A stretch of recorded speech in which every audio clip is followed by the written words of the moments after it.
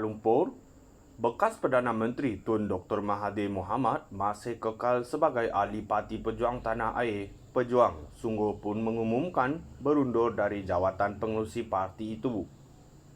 Presiden Pejuang Datuk Seri Mukris Mahathir berkata biarpun sudah berundur, Dr. Mahathir akan terus memberi pandangan membina dan kritis terhadap masa depan Malaysia sebagai seorang negarawan unggul. Itulah yang diharapkan oleh semua penyokong Dr. Mahathir, termasuk seluruh warga pejuang selama ini, katanya dalam kenyataan hari ini. Pejuang katanya menerima keputusan Dr. Mahathir untuk berundur daripada jawatan pengerusi pejuang. Seluruh anggota Majlis Eksekutif Pusat MEP dan ahli parti serata negara menyanjung tinggi jasa pemikiran, tunjuk ajar dan kepimpinan beliau sepanjang memegang jawatan pengerusi. Penghargaan yang tidak terhingga kami ucapkan kepada ayah anda, Tun. Hanya Allah yang boleh membalas jasa beliau kepada kami, katanya. Mukris berkata semestinya perjuangan legasi dan semangat Dr. Mahathir akan diteruskan oleh pejuang demi agama, bangsa dan tanah air.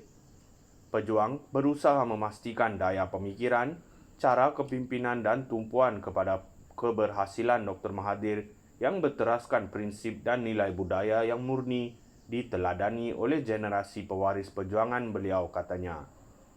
Pada pilihan raya umum ke-15 lalu, Dr. Mahathir yang bertanding di Parlimen Langkawi tewas kepada calon Perikatan Nasional Muhammad Suhaimi Abdullah yang memperoleh majoriti 13,518 undi. Pada PRU15 juga, pejuang gagal memenangi sebarang 125 kawasan yang dipertandingkan, malah ramai calonnya hilang wang deposit.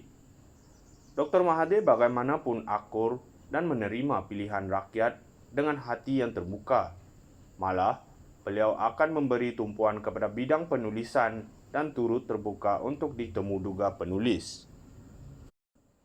Kuala Lumpur, bekas Perdana Menteri Tun Dr. Mahathir Mohamad masih kekal sebagai ahli Parti Pejuang Tanah Air. Pejuang sungguh pun mengumumkan berundur dari jawatan pengerusi parti itu.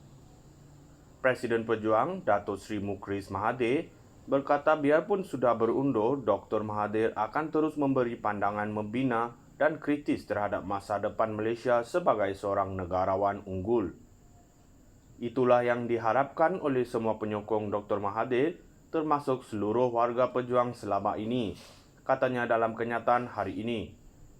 Pejuang katanya menerima keputusan Dr. Mahathir untuk berundur daripada jawatan pengerusi pejuang.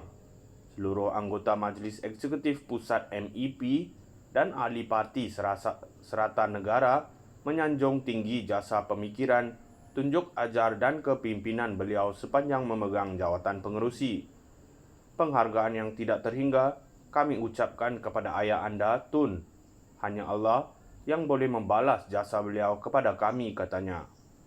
Mukris berkata semestinya perjuangan legasi dan semangat Dr. Mahathir akan diteruskan oleh pejuang demi agama, bangsa dan tanah air. Pejuang berusaha memastikan daya pemikiran, cara kepimpinan dan tumpuan kepada keberhasilan Dr. Mahathir yang berteraskan prinsip dan nilai budaya yang murni diteladani oleh generasi pewaris perjuangan beliau, katanya.